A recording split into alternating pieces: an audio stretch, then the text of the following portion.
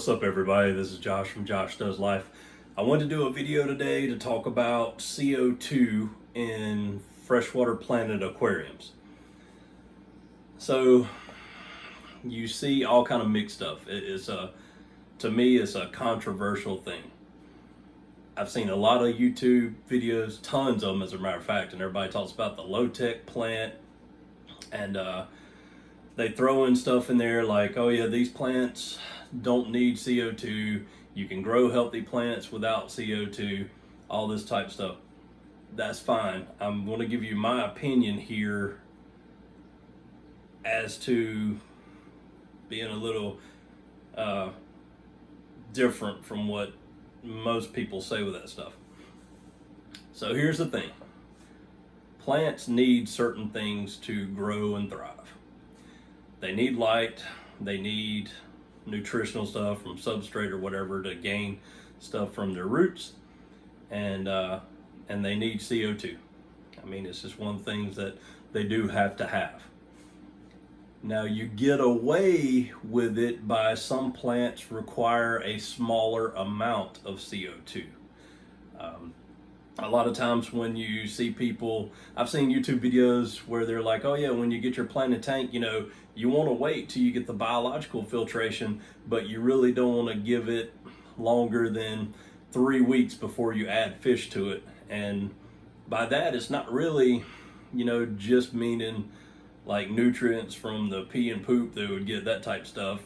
Though if you're not using fertilizer, you would need that. But fish expel like small amounts of CO2.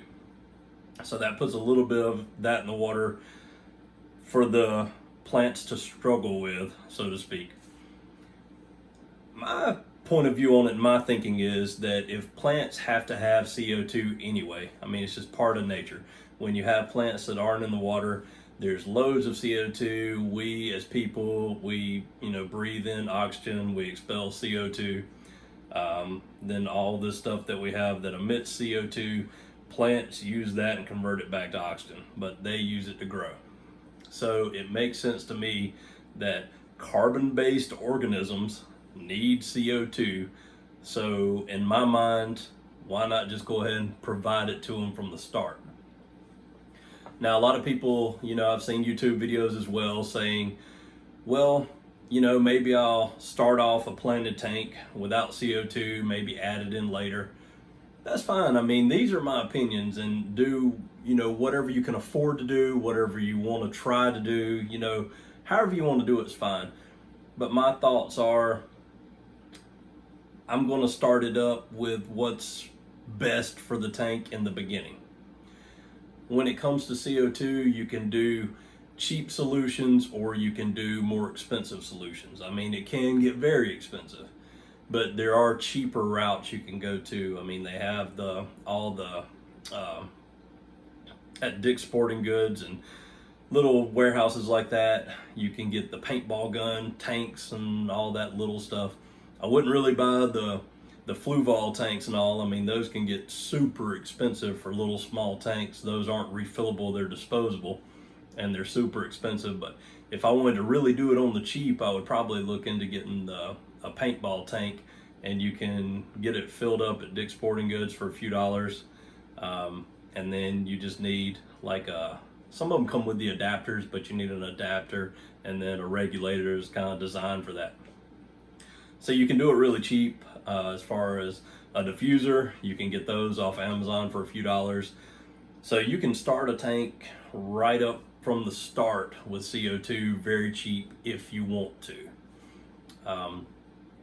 If you follow my channel and all, and you've seen what I've done in the past, I'm not one to really skimp on stuff.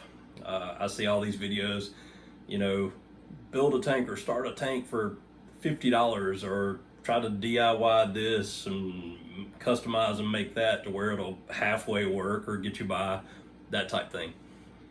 I mean, that's just not the way I do it. That's not me. I'm your average Joe.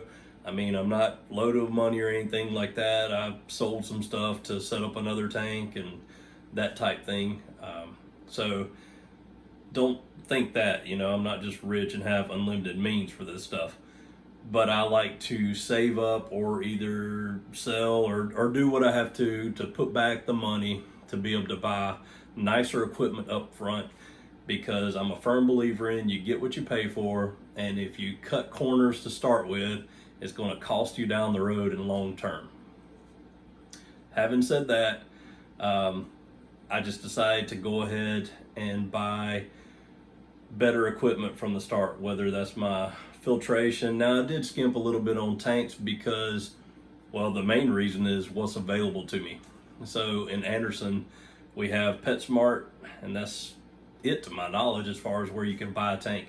Other than that, when you're getting larger tanks, you're paying a ton of shipping, or they're super expensive to go this route. So I do buy the PetSmart tanks because that's what's here and available to me. But other than that, I usually order everything online and get nicer components for the rest of the builds, if you want to call them that, or setups. So if you've followed my channel at all, you know I have 3 running tanks now. I have a 36-gallon bow front, I have a 40-gallon breeder, and I have a new 75-gallon tank. All of them are planted tanks, and all of them are running CO2. I matched up the regulators on each of them. I did a lot of research on regulators. There's so many different options that you can get out there. I've seen videos on people using regulators by Milwaukee, CO2 Art. There's cheap Chinese knockoffs on Amazon. You can get all types of regulators. There's plenty of them out there to choose from. I started doing a lot of research, and again, to me, this was really important to spend the extra money on a high quality regulator from the start. Mainly because I don't want to do any damage or harm my fish.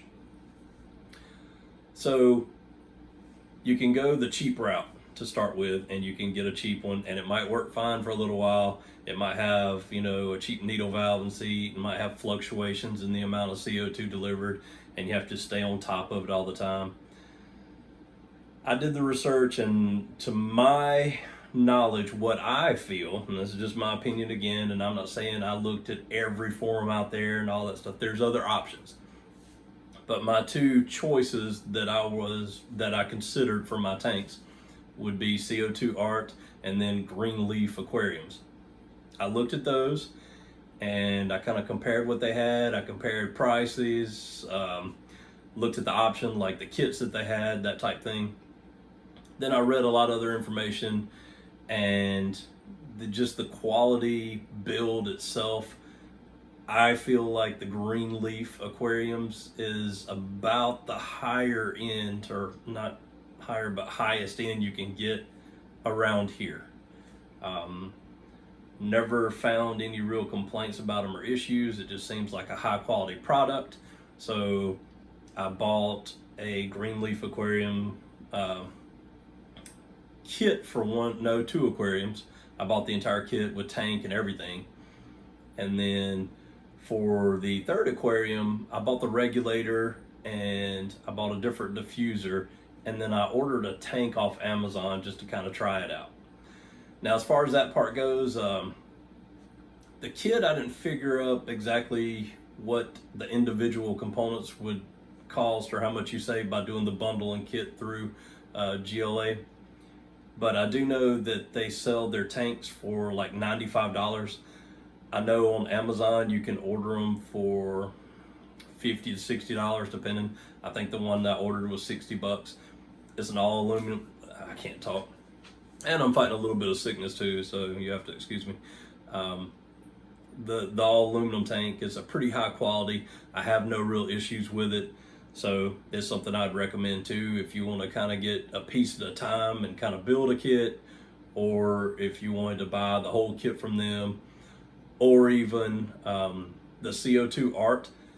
That was my next choice. And I mean, I think they make really quality products too.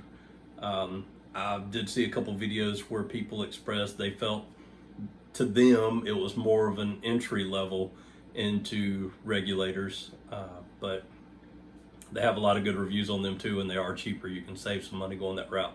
The CO2 Art, they didn't have a kit that included the tank, so keep that in mind too. If you do their kit, you will have to buy a tank separately, which is no big deal. I'm about to show you other options. So in 2 tanks, I started out using the atomic CO2 diffusers. You know, I wanted to do the best that I could up front. I didn't originally order the inline CO2 diffusers because I didn't know enough about them and how they really worked. And I thought it was passing water like through a piece of ceramic, almost like basically causing some resistance in the flow. So I didn't order those to start with. I ordered the atomic diffusers that you stick in the tank. I used them for a little while. You know, the results are great. I don't have any issues. The drop checkers, everything, you know, I get the green coloration. All my plants look good. Everything's fine. I even bought like a CO2 test kit, you know, and everything was as it should be. And that's a perfect way to go. But then I started doing a little more research on the inline diffusers and found out that it's completely passed through. It's not causing any restriction. The ceramic is actually like a tube and the water passes through it, and then the CO2 is pushed from the outside like through the ceramic to cause the micro bubbles within the tube. So I decided to give those a try, mainly because it's not that the little bubbles all in the water bother me. I think it looks kind of cool at times, but mainly because from what I've read, the inline CO2 diffusers are just more efficient.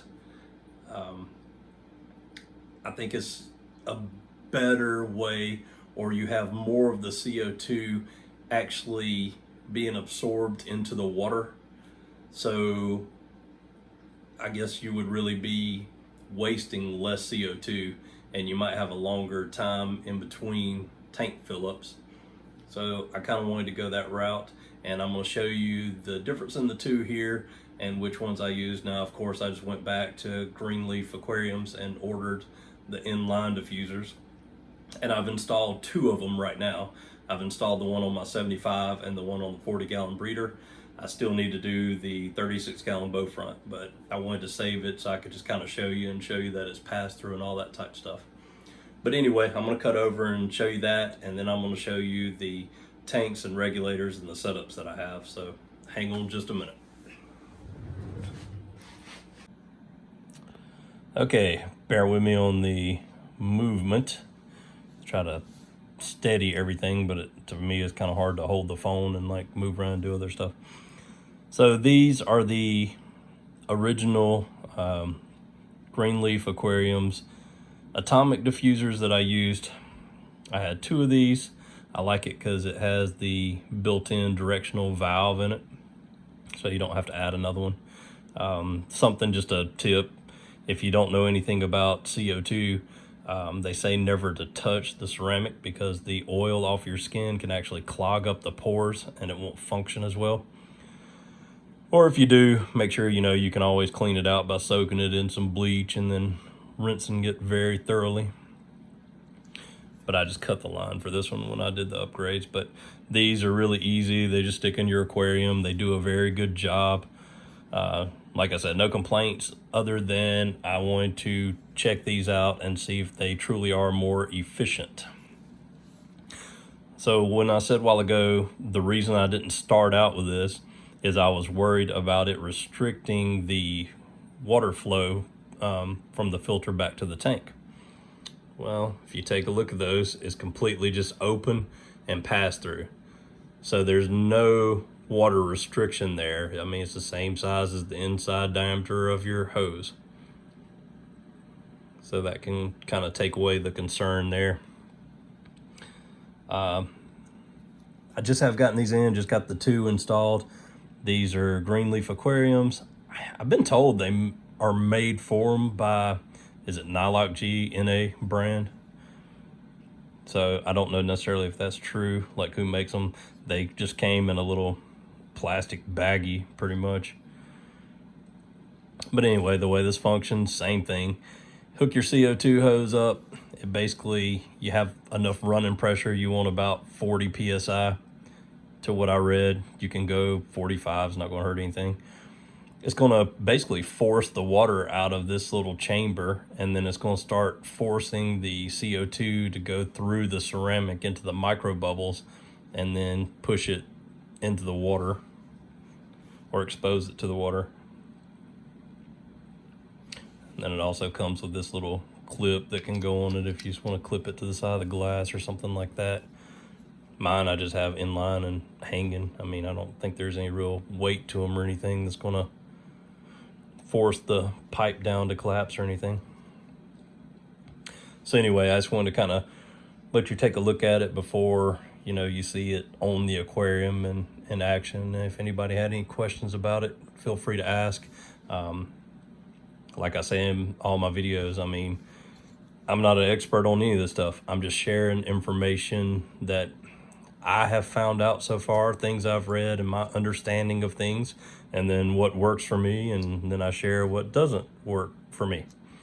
So please just let me know if you have any more questions or concerns.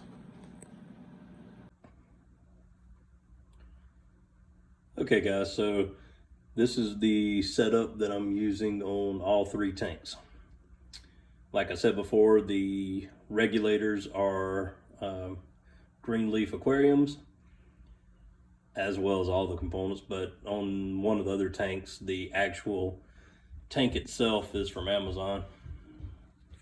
This tank is actually from Greenleaf Aquariums, but it's just an aluminum tank. It's nothing special. The other one looks identical almost, and it's cheaper. But anyway, this is what it looks like.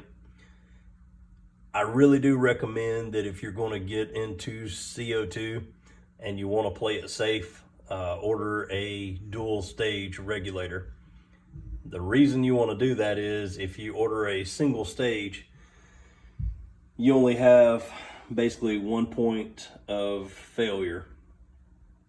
So if you have, as the tank depletes, if you have inconsistencies in the pressure, then it can actually, let's say, leach through. I don't know a better word for it. It could actually show up in the amount of CO2 that's dosing in your tank. And when you have the dual stage regulator, it kind of gives you that extra layer of protection to keep a consistent amount of pressure and CO2 going into your tank. I ordered off Amazon. That's just a digital timer. You know, you can get several different brands of those really cheap. I have it set up. So they always say you want to, basically you want your CO2 to cut on an hour before your lights. My lights are set up so that I have a dawn period for 2 hours. So basically I just have my CO2 come on during that dawn period, and then it gets the more intense or stronger light throughout the day until the end of the day, and then it has a dusk period. But as you can see, the drop counter or checker, my water's about evaporated out. But once you get it kind of dialed in, that's not, you know, necessary really to have that. Then another little tip for you.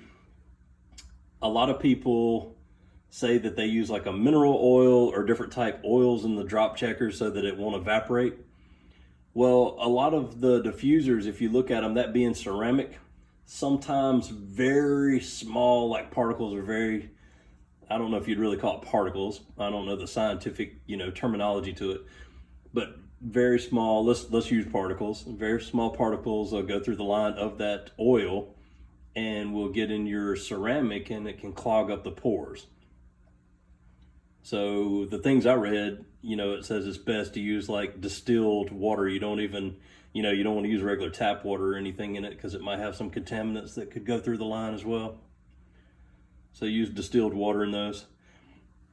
So very simplistic, you know, this is the Dual Stage Pro. It's got how much pressure or how much you have in your tank. Then it has your actual line pressure coming out. So I have mine set at 40. Then you have your needle valve or check valve. Then you adjust that, like how many drops a second, or the rate that you want your CO2 coming out.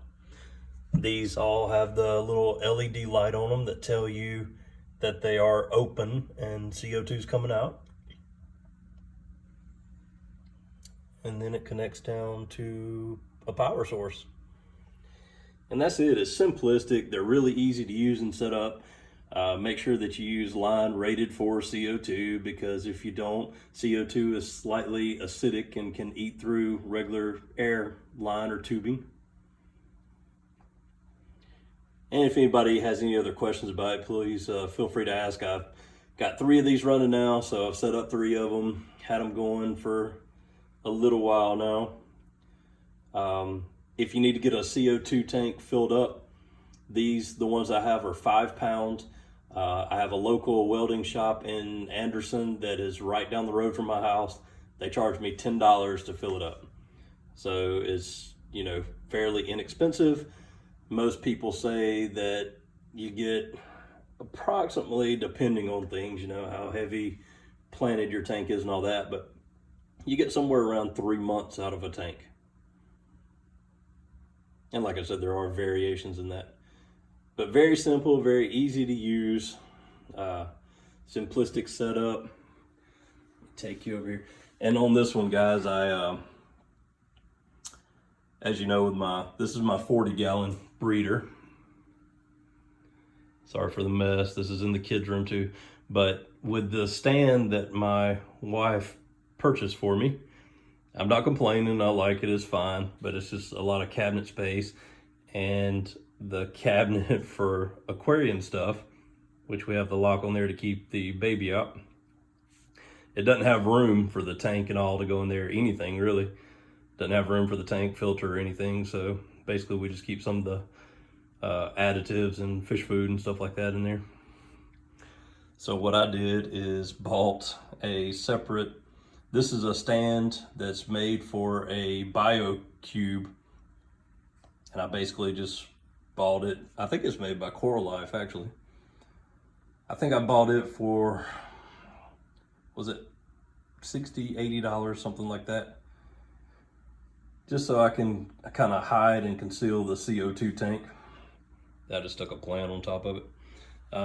As we were talking about earlier, I have added the inline diffuser, and if you can kind of see it there, you see the moisture, the little water bubbles in there. So when that'll fill with water, and when the CO2 kicks on and builds up some pressure in there, it forces most of the water out of that chamber, and then it starts going through the ceramic diffuser itself and adding it to the water. So far I like it. I'll give you an update if I run into any issues doing it this way, but so far everything's working fine.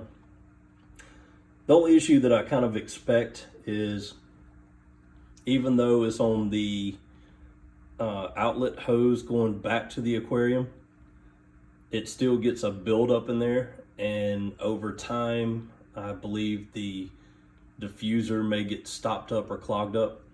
So periodically, I've had some people say once a month, once every 3 months, whenever you change out your CO2 tank, it's just kind of whatever schedule you think best. You might have to clean that out. So a lot of people will remove it and just take a little pipe cleaner and run through it and let it sit in some bleach for a little while and thoroughly rinse it and then put it back in. I have talked to people that said they replace them all together. And then some of the inline diffusers, I think CO2 Art, theirs is capable of being disassembled and the ceramic inside it replaced. This one looks like it's glued, and it didn't come with any instructions, so I don't think that it comes apart. I didn't try to pry it apart or anything, so I'm assuming that you can only just rinse it out basically, or trash it. So I'll do an update later on and we'll see how that goes, and I'll let you know if I run into anything with it. But other than that, thanks for taking the time to watch my video. I hope that you got something out of it.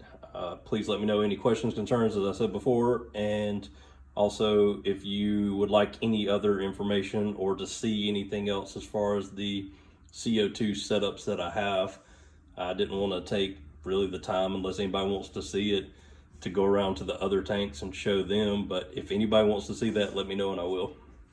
Thanks for watching.